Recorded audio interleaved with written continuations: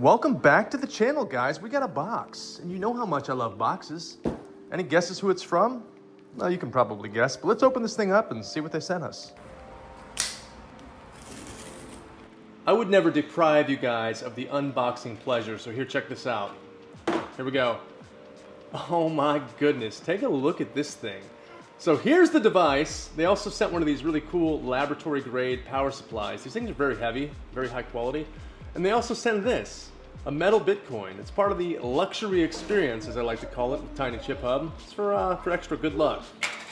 Okay guys, so this is the Zyber 8G from TinyChipHub. Now, as far as home miners are concerned, it's one of the most powerful, it's definitely one of the most unique, and it's also one of the most controversial. We'll talk all about that here in just a second. But first, let's take a closer look at this thing because it is pretty cool. Okay, so this is the Zyber 8G in all of its glory. Let's break it down. Okay, this is an 8-chip miner. So it's kind of the competitor to like the Nerd Octax. Now, I don't own an Octax, I've never tested one, but it's basically kind of like two of these things glued together. You know, in my opinion, that thing was kind of a solution to a problem that never really existed because, you know, you just go out and buy two Nerd QX++s and be just as happy. But this thing here is an entirely different animal. See, TinyChipHub is kind of like the Ferrari of home miners. The reason I say that is this. You can check out all these parts here. Like, look at this thing right here. This bracket that kind of holds everything together looks like some sort of piece off of a Formula One race car, and I love that. They also added these gold anodized bits here. You've got this little red anodized nut right here. You've got this XT60 gigantic power connector for smooth and stable power delivery, I'm guessing. They also added a bunch of cool heat sinks. Now, this is the premium version. There are 3 different variants, and most of that has to do with the cooling situation on the top here. So this is as good as it gets. This is the best of the best version. Now, this is pretty much overkill. It's insane, and I love it. It's got one fan here, it's got another fan here, and just to go even crazier, it's got a 3rd fan down on the bottom here. So they spared no expense when it came to keeping this thing cool. It's also got a bunch of other stuff I love, like this purple PCB. You can see it a little bit better if I flip over the board. But this thing is very nice. You know, it's flashy. It's got a little bit of flash, you know, without being overly flashy. But I think the purple was a really cool color choice. It's also got this engraved aluminum stand here. Just overall, they did a really nice job with this thing. So I'm interested to see how exactly this thing will perform. I love the look of it overall. It kind of has this cyberpunk feel to it that all the miners kind of have. You know, with most electronic devices, they're covered up by some molded injection plastic shell. You can't see any of the good stuff. But with this thing, it kind of looks like a very refined version of a bunch of electronic components all cobbled together, which in many ways is kind of what it is. But overall, this thing is beautiful. You know, first things first though, we better plug it in to make sure it works.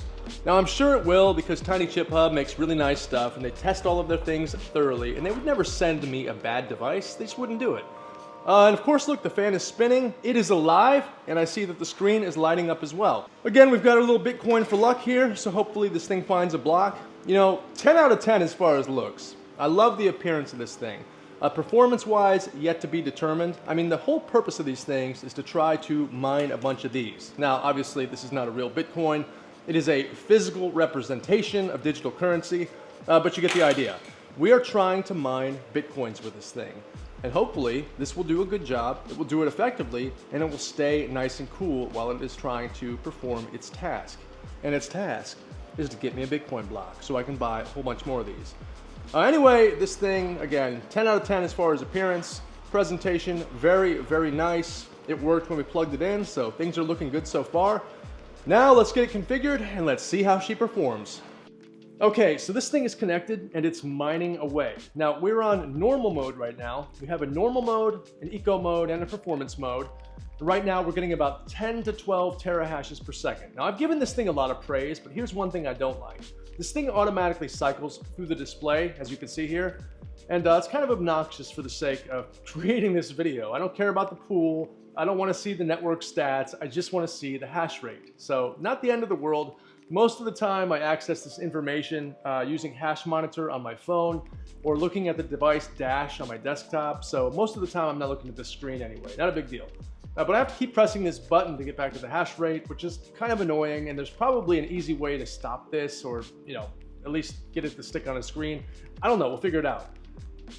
That's pretty much the deal. Now, one thing I will say is the ASIC temp and the VR temp are both very, very cool right now, and that has to do with all these fans and all that stuff going on. So I think we can squeeze a little bit more juice out of the orange. And on this channel, we overclock everything, and we're gonna overclock this and see what happens. So we'll test it out and see, if we can get some more power out of it without breaking it. Now, I just got this thing, and of course I don't want to break it, but we gotta know. You gotta know, I gotta know. What's the point of testing these things if we don't put them? Ah, the fan got me. Damn it. It almost cut my fingers off. It was my fault. It was my fault. Anyway, I can't even think straight now. We're at 12 terahashes per second. Let's jump on the computer, let's play with the settings, and let's see what happens. Okay, so we are all connected and we are mining away. This thing is hooked up to a public pool on my own Start9 node, chasing that Bitcoin solo block of gold. And I'm seeing the hash rate go from about 9 all the way up to about 11 right now. We are on normal mode. The reason for that, I've noticed, is with brand new chips, and TinyChipHub uses brand new chips on all their builds, there seems to be a break-in period. So about a week and several heat cycles, things start to stabilize a little bit in terms of the hash rate. I also noticed that devices with new chips, after they run for a while, they start to ramp up a little faster too once they're connected. So we'll probably see some of that with this device, as I've had it for a little while, but it's still very new. So 11 terahashes per second, we're on normal. Let's push it up a little bit to performance mode. But before we do that, let's just take a look to see what the frequency and the voltage settings are in normal mode. So we'll open the overclock settings here. We're currently at 600 and 1150. We will go ahead and disable that. Go to performance, go back to overclock mode. That takes us to 625 and 1170. So a small bump, actually. I was expecting to see a little bit more there. I had big plans to overclock this thing like crazy today, but we ran into a little bit of a complication, and that is this. I don't know how high this power supply that they've given me is rated. Now, it's very high quality and it's nice, but I just don't know what the actual numbers are on it. And you're supposed to stay within 80% of the power supply's maximum capacity. So for instance, if you have a 100 watt power supply, you don't want to exceed 80. If you have a 200, you don't want to exceed 160, so on and so forth.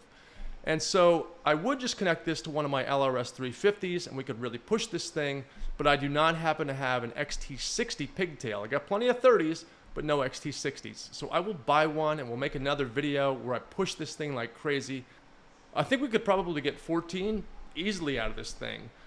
As you can see, again, it's bouncing back and forth. We're at 11 terahashes now, and it continues to kind of climb, but we're still well within reason as far as keeping these things nice and cool. We're not even to the halfway point as far as VRs go, and the ASIC temp is nice and chilly at 42 degrees.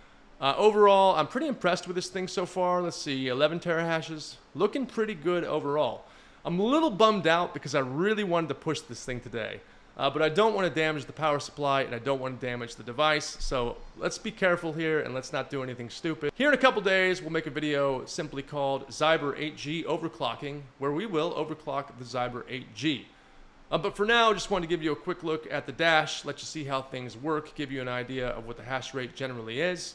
We are currently at 11.9. She's climbing, baby. And all in all, things are looking good. Numbers are looking nice, everything is nice and cool and relatively stable, and I'm happy with it. So here this thing is. There are 3 versions of it. As you noticed, I have the premium version with the enhanced heatsink and fans. There's also a standard version with the original coating, which looks pretty cool. I think it comes with this plexiglass cover. Maybe it doesn't. I think they both do. My version does not because the heatsink is too big. You cannot fit the little plexiglass cover on, although that thing looks great. I do like that. It's a nice touch.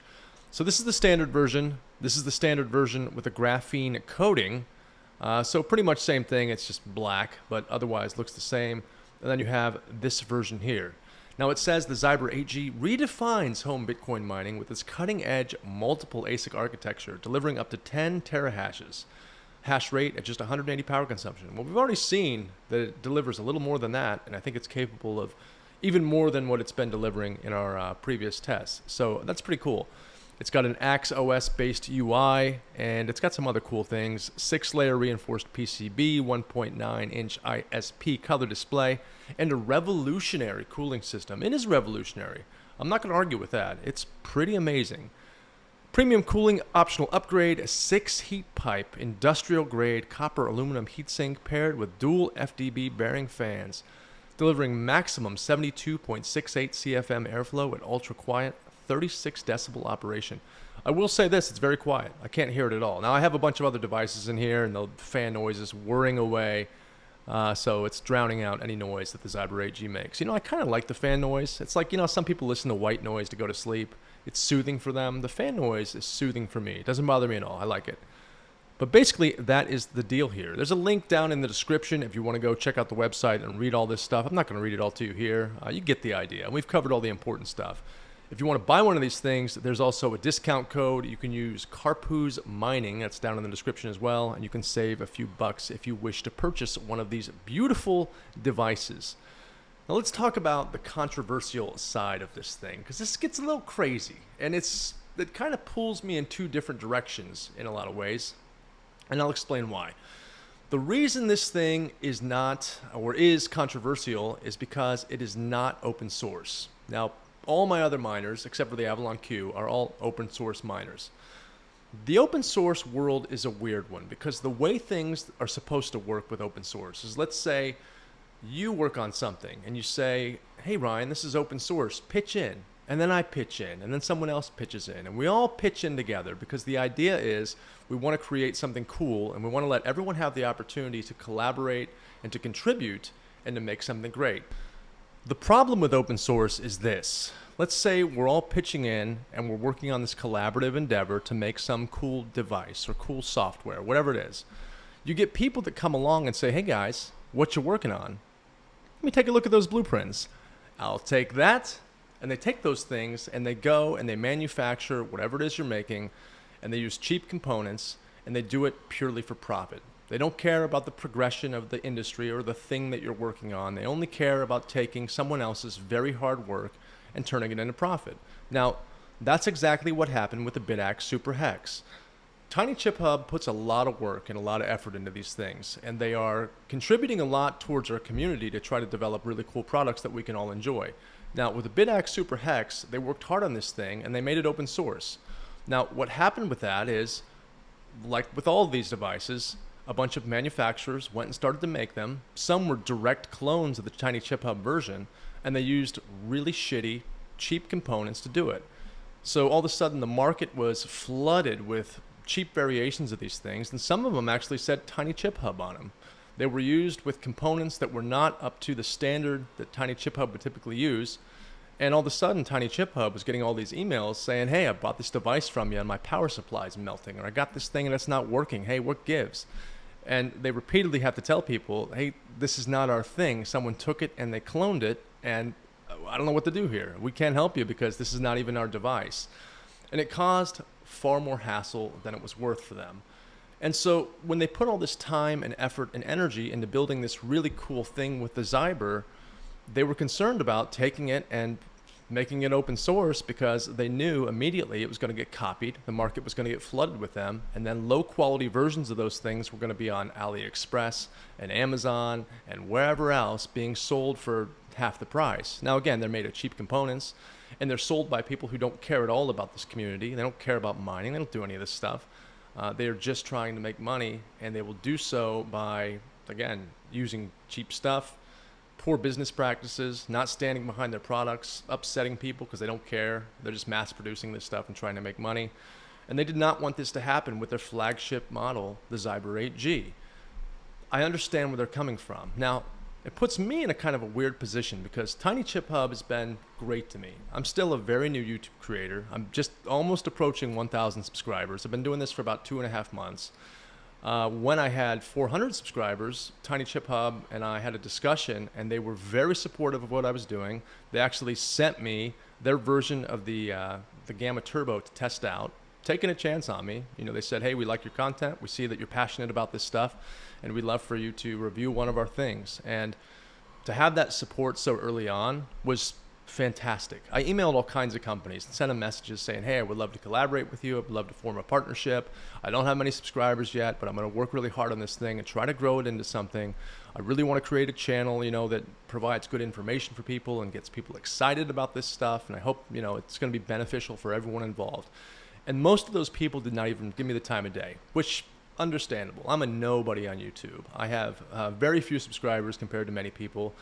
You've got guys like Vosk Coin and others who have 750,000 followers. Again, I barely have 1,000. Now, I think as I continue to work on this, it will continue to grow. But all that to say, TinyChipHub early on was a very good supporter, a very great supporter of mine, and I really appreciate them and their things. And I also really like their stuff. I think they work really hard. I like the way that they develop products. I like the way that they torture test their things. I like the effort and energy and the passion for this stuff that they have. On the flip side of that, I'm involved with OSMU, and there's a fallout between the two, between OSMU and TinyChipHub. Now, OSMU got upset because they basically said TinyChipHub took this code, borrowed it, and then closed it off. I don't really want to get in the middle of that debate, although I am kind of in the middle, being friends with both and being affiliated with both. I guess I understand both sides in a way. I totally understand where kind of both are coming from.